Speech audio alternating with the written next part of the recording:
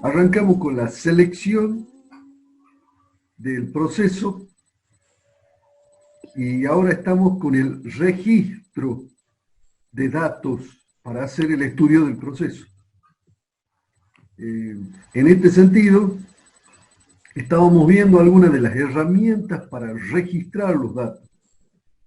Y vimos que esas herramientas tienen un código común, que es la norma ASME 101, norma que clasifica las actividades en 5 tipos básicos,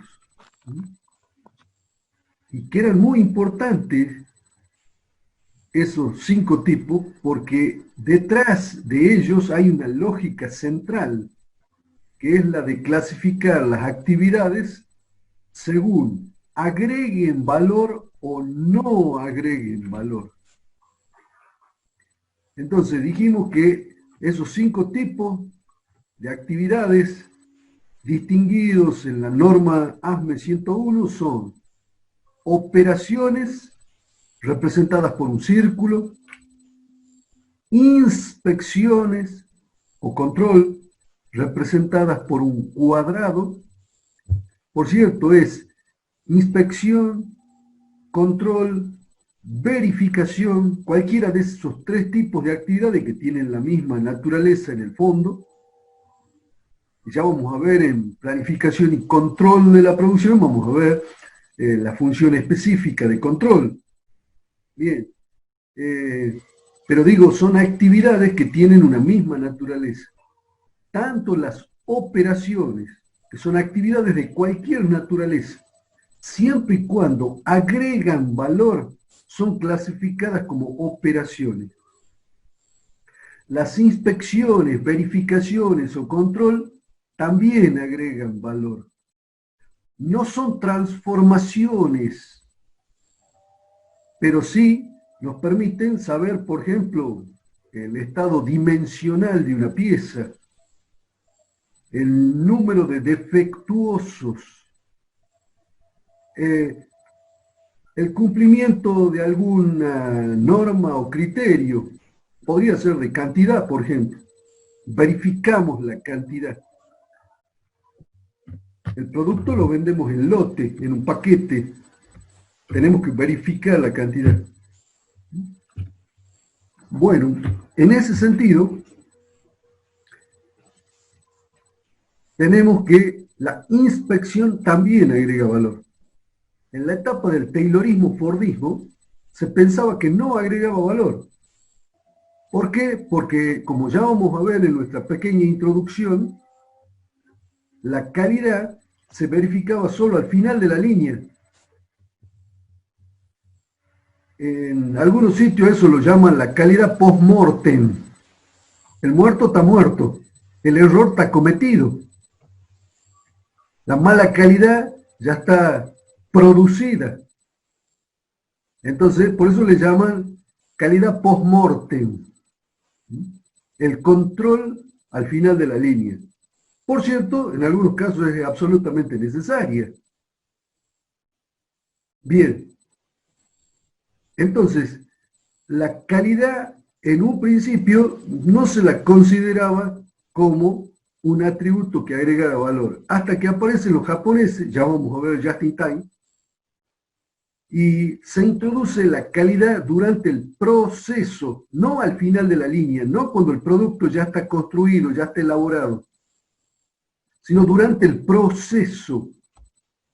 Y ahí se hace evidente que la inspección, el control de calidad, la verificación, son actividades que sí agregan valor.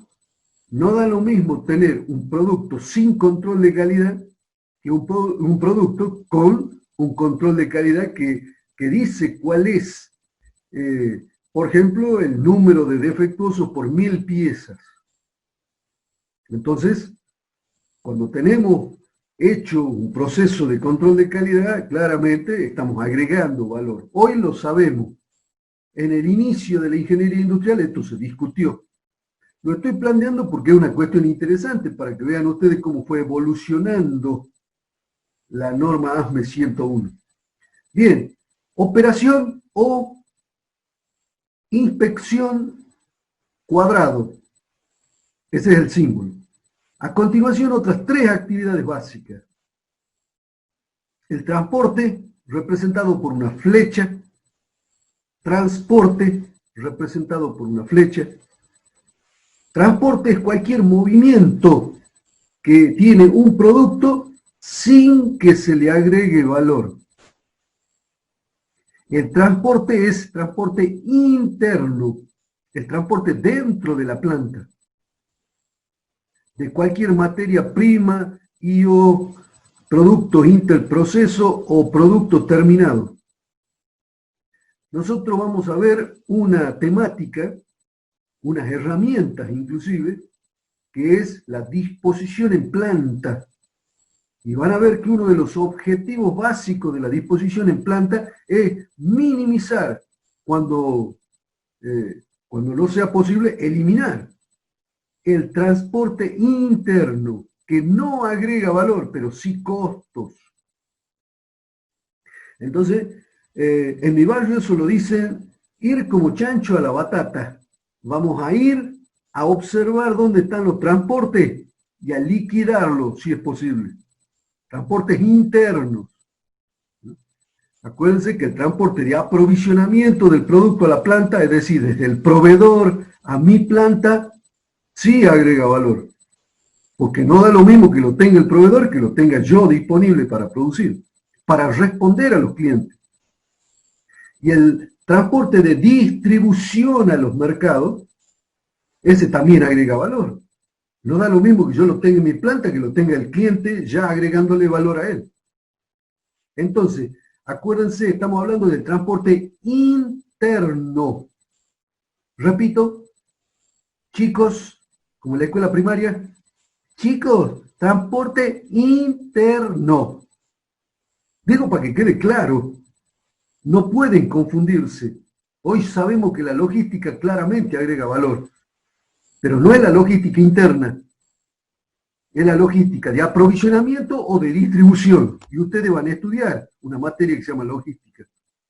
Pero es muy importante que entiendan que el transporte es interno.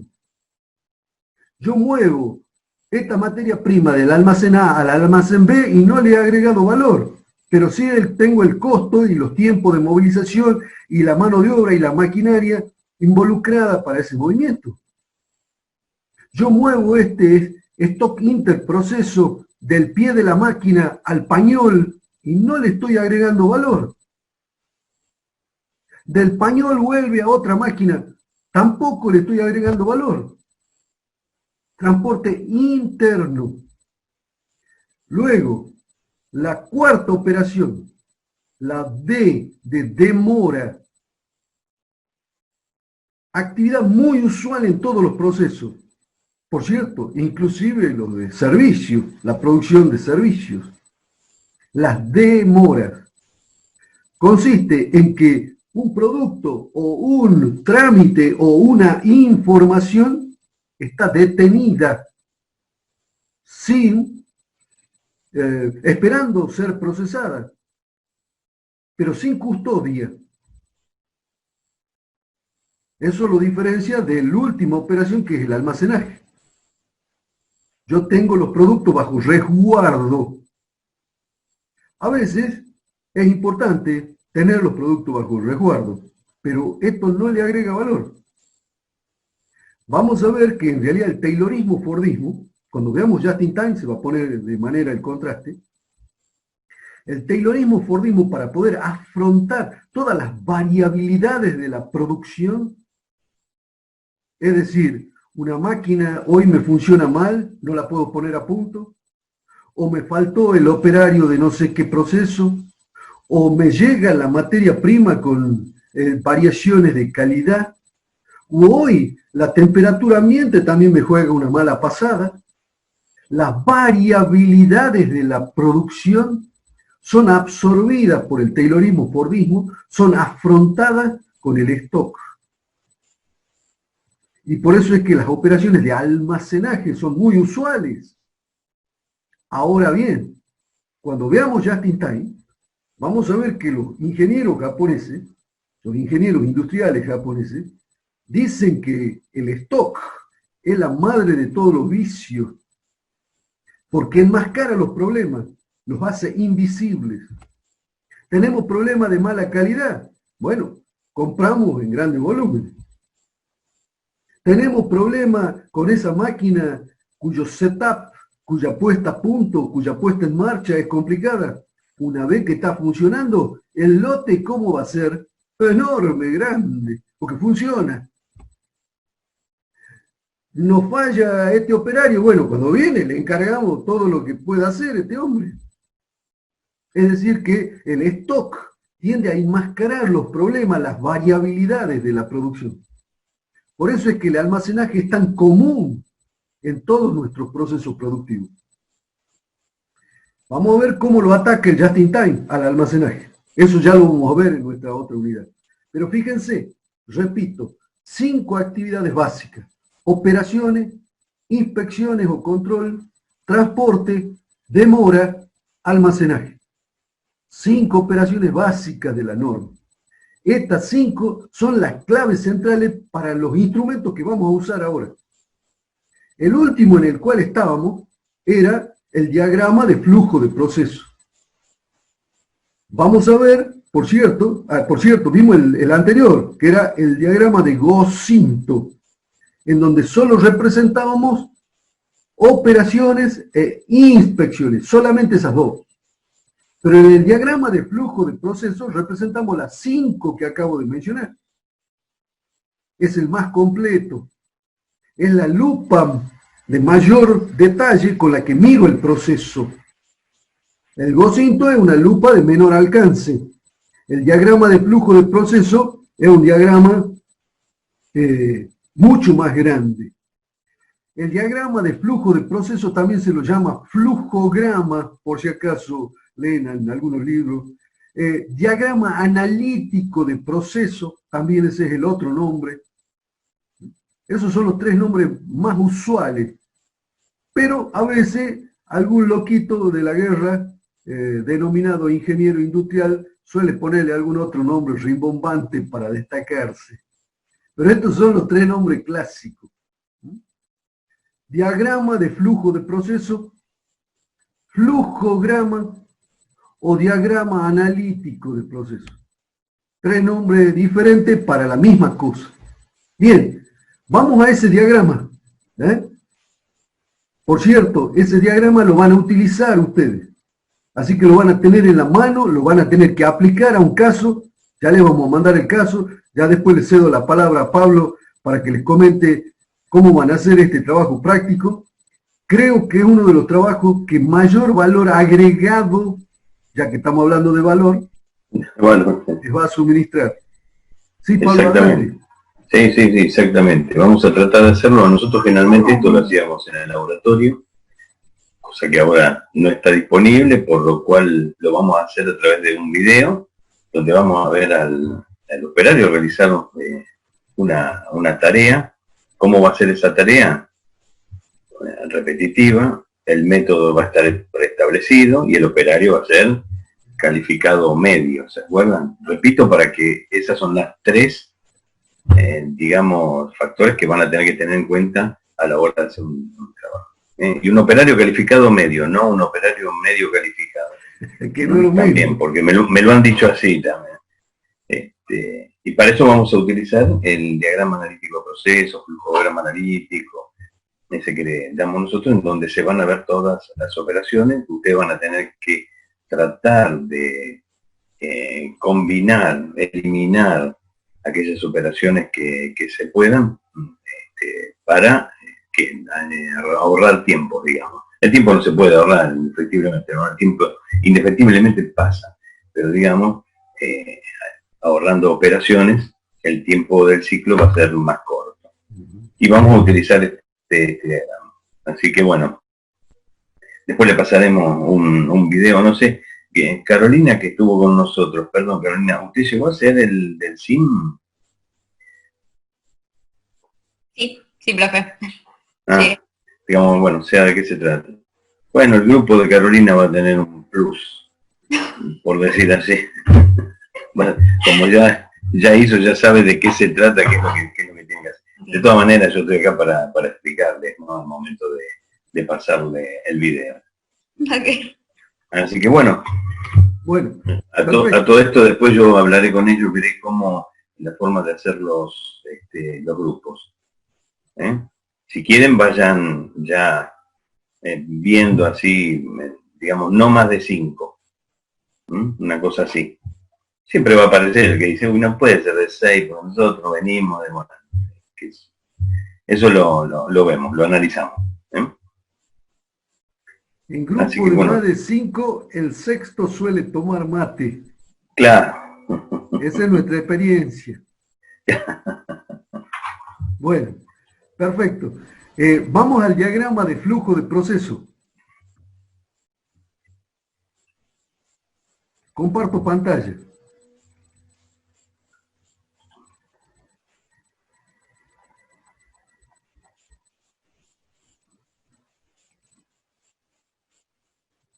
Bien.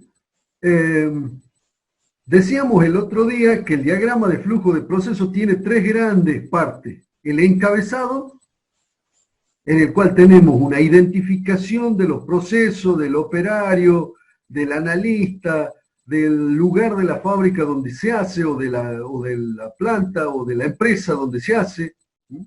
Y después un resumen, donde están cada una de las actividades, las 5 actividades de la norma ASME, están sintetizadas para el viejo método, para el nuevo método. Y por supuesto, marcando cuáles son las diferencias entre uno y otro. Los ahorros de tiempo.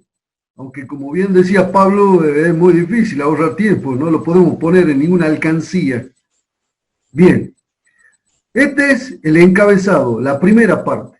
Después tenemos una segunda parte, que es la parte más analítica del diagrama, en donde lo que hacemos es observar. Acuérdense que los diagramas permiten registrar los datos de la observación directa, no nos la cuentan.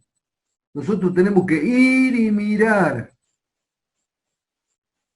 No vale, por ejemplo, que nos digan, no, mira, esto se hace así. No, a ver, ¿cómo se hace? Yo tengo que estar ahí. Tengo que ver todos los factores, incluidos los del ambiente. Bien. Por cierto, alguna vez tuvimos una pequeña disputa académica con algún docente que decía que había que observarlo a los trabajadores desde el baño. Por cierto, con los olores del baño, no sé, rápidamente habrá tomado tiempo. Pero la verdad de la milanesa es que ya vamos a ver cómo se hace la observación para no perturbarlo al trabajador. Ya vamos a ver. Pero dicho eso, no es posible hacer la observación desde un baño o desde un lugar oculto. Necesitamos estar presentes ahí donde está el trabajador desarrollando la actividad. Todo esto... Sí, perdón, Pablo, adelante. No, perdón, que lo hacía todo eso para tomarles tiempo porque lo miraban mal cuando le tomaban tiempo.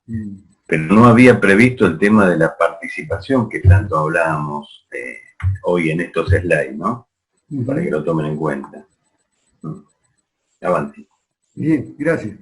Decía entonces, la observación directa me permite observar todas las actividades y clasificarlas según la norma ASME 101. Entonces yo voy observando. La primera es una operación. Arranca el proceso con una operación. Ya vamos a ver que es muy importante que ustedes distingan cuál es la actividad de inicio y cuál es la actividad de fin del proceso. Necesitamos identificarlo al proceso. Y entonces tenemos que decir dónde comienza y dónde termina. Si nosotros no sabemos dónde comienza y dónde termina, todavía no hemos identificado al proceso. Entonces, arranca esto con una operación. Después viene a una flecha, transporte, no sé si se alcanza a ver ahí. A ver, bueno, vamos a probar así, permítanme. Pero Ahí me sí se parece que ve, ahí se ve un poquito sí, sí. mejor. Ahí se Perfecto. ve mejor, sí. Ahí de vuelta a una operación. De ahí pasa una demora. De ahí pasa a un transporte. De ahí vuelve a demorarse. Acá parece que el hombre que utiliza el autoelevador se paró a comentar algo con algún compañero, no sé, el triunfo de River, alguna cosa así grata. Después vuelve al transporte, vuelve a la demora, vuelve a transportarse. Me parece que este hombre va conversando con todo del triunfo del 5-0 de River. Y ahí, fíjense, hace lo mismo, varias veces, hasta que por acá lo pone para que lo inspeccionen al material. Bueno, y así, perdón, y así sucesivamente. Ahí me parece que el último renglón no lo puedo ver. Ah, bueno, pasa la inspección, esa es la última actividad, la inspección. Sí, se ve, sí. Perfecto. Entonces, en esta parte, en esta segunda parte, lo que hacemos es observar directamente, identificar la actividad. Por cierto, la más importante, con qué comienza y con qué termina. Ya vamos a ver algunas reglas prácticas para ello. Por ejemplo, es muy útil, lo voy diciendo, es muy útil que la actividad de comienzo se la pueda, por ejemplo, identificar con un sonido. Por ejemplo, una mordaza que se cierra atrapándola a la pieza, ¡clac! Y entonces ese es nos actúa hasta de disparador, nos sirve inclusive cuando vamos luego a tomar tiempo. Pero es una actividad de inicio. Lo del sonido es totalmente una sugerencia práctica. Ustedes tienen que identificar la actividad con la cual se inicia el proceso y la actividad con la cual termina el proceso. A lo largo de ese proceso tenemos una especie de ciclo que se repite.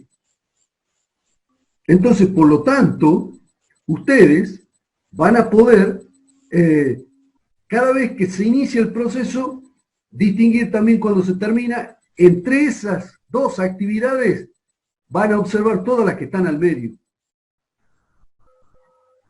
Bien, las actividades aquí que están al medio, como verán, son mucho transporte y demora. Pero también hay alguna operación por ahí. Bien, vuelvo al punto. En esta segunda parte distinguimos el tipo de actividad. Ahora bien, actividades como las operaciones suelen insumir tiempo. A veces el transporte también, a veces. Cuando es de trayectos muy cortos, los tiempos son a veces marginales. Bien, entonces, las operaciones tienen tiempo, fíjense, acá, tienen un tiempo de ejecución. Si yo no tengo ese dato, tal vez pueda medirlo inicialmente. Ya vamos a ver cómo se hace la medición. Pero si no tengo el dato, tal vez pueda medirlo inicialmente. Pero vamos a ver que la medición de tiempo es sobre todo importante cuando ya tenemos un método consolidado. Porque lo que suele pasar es que muchos procesos que no han tenido estudios previos, no haya un método consolidado que se repita siempre. Se repiten algunas de las actividades, pero otras varían. Entonces es muy difícil tomar tiempo en ese marco de condiciones. Podemos tomar alguna referencia inicial. Sí, Pablo, adelante, por favor. Porque hay una pregunta en el chat, pero le iba a responder y me parece importante, digamos, compartirla con todos. Carmen Sage pregunta si las actividades no comenzarían desde que sacamos el material de depósito. Oscar, si nosotros medimos ese ciclo, tenemos que luego medir desde ese ciclo. Ahora, ¿cómo es repetitivo? Porque, a ver, yo lo quiero entender también, ¿no? Si yo saco material de depósito para hacer 10 piezas, no vuelvo 10 veces al depósito. y el ciclo no estaría siendo el mismo. El ciclo tiene que ser repetitivo de un método preestablecido, tiene que ser siempre el mismo para que yo pueda medir. Si un ciclo va a ser distinto al otro, yo no puedo tomar mediciones. No sé si lo dejé claro. Yo sé que usted puede contestar por el chat o por el micrófono. Sí, si me permitís, Pablo, Sí, agregando algo a lo que vos señalás, tenemos un ejercicio resuelto en el cual el trabajador va al depósito justamente a traer el material, ¿no? Pero como vos bien lo señalabas, Pablo, no trae para hacer una pieza, trae para hacer varias. Y entonces la pregunta es cómo ese tiempo de ir al depósito y volver lo distribuimos entre el proceso que hacemos para miles de piezas. Y ustedes tienen un ejercicio resuelto en donde se muestra cómo se distribuye ese tiempo de ir al depósito y volver para poder recién arrancar con el maquinado, la transformación de la pieza. Cómo distribuir ese tiempo de ir al depósito y volver con el material entre los distintos procesos que voy a ejecutar sobre las distintas piezas. Como bien lo señalaba Pablo, ahí hay que distribuirlo a ese tiempo. Aquí solo por motivos pedagógicos arrancamos acá, pero efectivamente podría arrancar buscándolo al material en almacén. Pero esa operación es una operación que no es repetitiva, sino que la hacemos una vez cada, por ejemplo, 1000 ciclos, 1000 piezas. Entonces la pregunta es cómo distribuimos ese tiempo de ir a buscarlo al material y volver, ponerlo o aprontarlo al pie de máquina para procesarlo. Ese tiempo lo tenemos que distribuir entre los 1000 ciclos que luego vamos a observar. Es una... Podríamos decir... fácil, solo dividimos ese tiempo entre los 1000 y se lo adicionamos a los distintos procesos que estamos midiendo. Sí, adelante, Pablo, perdón. Sí, no digamos que es una operación única, pero podríamos decirlo que si usted se lleva al lugar de trabajo lo que va a hacer, lo que tiene que procesar en el día, o por lo menos hasta el corte del mediodía, podríamos echarle la culpa, digamos, a que es un setup de máquina, digamos, es la preparación, setup como preparación del lugar de trabajo para comenzar las tareas, ¿no es cierto? Donde usted lleva la alimentación que tiene que llevar de material para la máquina. De todas maneras, bueno, te dejo continuar, Antonio, ahí respondió sí Monsech en el chat. Bien, ya que estamos, estas actividades que estamos observando acá, en el proceso, algunas de esas actividades son repetitivas, se dan siempre en todos los procesos del mismo tipo. Supongamos, tenemos que maquinar un perno. El perno es estándar, tiene las mismas dimensiones, tiene el mismo material. Hacemos siempre el mismo número de actividades, algunas de operación, otras de inspección, otras de transporte, otras de demora, otras de almacenaje.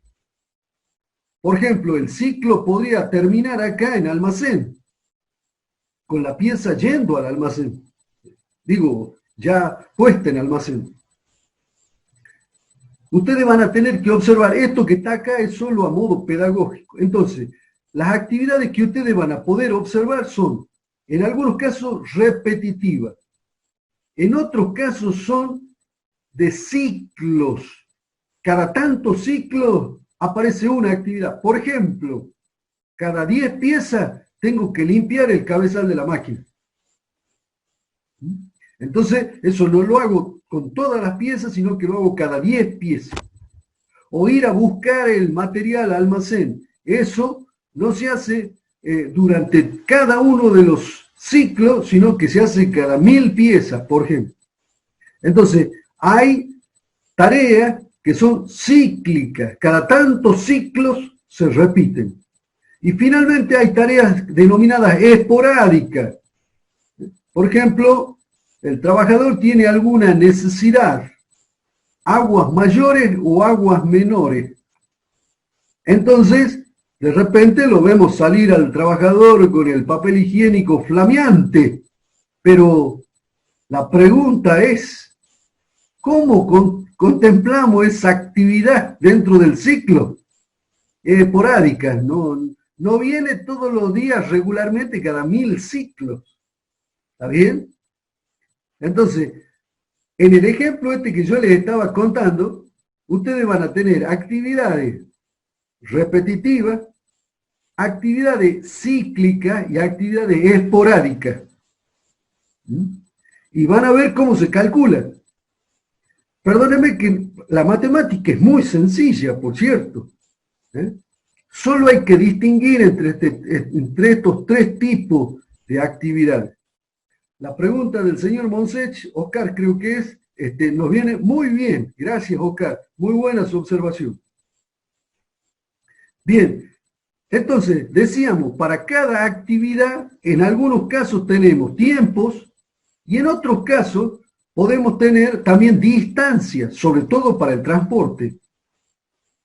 Ciertamente es más importante identificar la distancia recorrida que el tiempo, porque puede haber alguna variación en los tiempos. Entonces es más certero estudiar las distancias que se desplaza más que los tiempos de desplazamiento del material. Por cierto, vamos a ver que ese último dato, el dato de la distancia en los desplazamientos, en los transportes internos, vamos a ver que los vamos a trabajar con las herramientas del layout de planta, de distribución en planta. Y vamos a ver cómo los acotamos, cómo colocamos los procesos de trabajo uno al lado de otro, con qué lógica, cómo respetamos la secuencia, etc. Bien, eso lo vamos a ver cuando veamos layout de planta. También vamos a ver, cuando tenemos producción en serie, ya hemos estudiado en los sistemas productivos la producción en serie, es una producción de flujo continuo, el producto es estandarizado, las operaciones están lo más contiguas posible, una al lado de la otra, sabemos cuál es la secuencia predeterminada de esas operaciones, porque el producto es estándar. Todo eso ya lo hemos estudiado. Bueno, vamos a ver cómo balanceamos la línea para que el flujo de los materiales y del stock interproceso a lo largo de la línea no tenga cuellos de botella, no se corte en algún punto. Eso ya lo vamos a estudiar en esta misma unidad. Se llama balance de línea. Entonces, volviendo al punto, todos los datos que estamos tratando de reflejar aquí en el diagrama de flujo de proceso son fundamentales para poder hacer todos los cálculos, eso que estamos mencionando a continuación. Datos de tiempo, datos de distancia. Los datos de tiempo son centrales para las operaciones. Eventualmente, si en el control de calidad nos demoramos algodón, también lo agregamos. Las distancias son fundamentales para el transporte. En el caso de la demora, también se contabilizan tiempos. ¿Ahí? Sí, adelante, Pablo. Yo digo, bueno, que este es también un ejemplo. Nosotros podríamos, de hecho lo hacemos a veces en el trabajo práctico, de sumarle algunos tiempos del transporte, colocarlos para tener idea de cuánto nos lleva ese transporte, que por ahí podemos eliminarlo o, bueno, o podemos reducirlo, porque lo que reducimos en realidad es la distancia, ¿no? Siempre que se puede hacer. También digamos, lo llevamos. Digo porque lo hemos hecho, y bueno, este es un ejemplo que mostramos, así como van a ver que acá en cada renglón están puestas la norma ASME. En realidad nosotros lo ponemos de título y eso lo indicamos en los cuadraditos donde se va a ir sumando las operaciones, ¿no? Donde va ese hilado, ese seguimiento de las operaciones. Bien. Y en la última parte, las observaciones. Las observaciones reúnen todos los datos cualitativos, que son tan importantes como los cuantitativos. Aquí, las observaciones es la tercera parte. Por eso es que necesitamos observación directa del analista de los procesos. Esta última parte, la de las observaciones, ya permite inclusive señalar posibles focos o puntos o factores para la mejora. Es muy importante la información cualitativa que señalamos acá en las observaciones. Muy importante. Entonces, recupero la imagen. Acabamos de ver uno de los instrumentos más importantes. Por eso es que nos hemos detenido sobre este instrumento. Ustedes lo van a usar en la práctica. Es muy importante que lo aprendan a usar. Este instrumento no solo lo van a poder aplicar en la fabricación de bienes físicos, se puede usar en cualquier proceso administrativo, en cualquier proceso logístico, en cualquier proceso que involucre, por ejemplo, métodos de gestión. Es decir, se trata de una de las herramientas que tienen ustedes que cargar en la mochila, pero habiéndola aprendido a manejar, claro.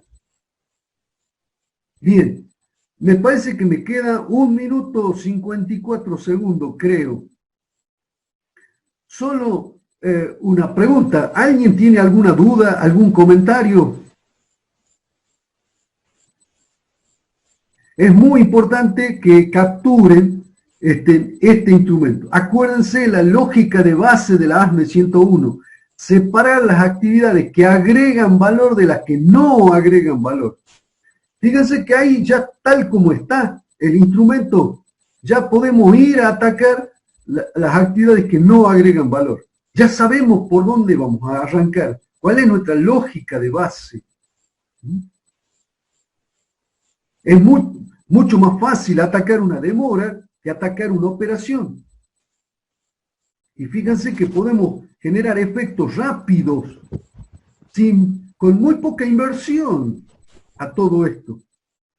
Entonces, podemos ser muy efectivos en la mejora de un método, atacando justamente las actividades que no agregan valor. En primer lugar. Bien. Se nos está por cortar. Cuando volvamos, vamos a arrancar con otras herramientas. No le vamos a dedicar tanto tiempo porque ya hemos visto cuáles son las lógicas de base.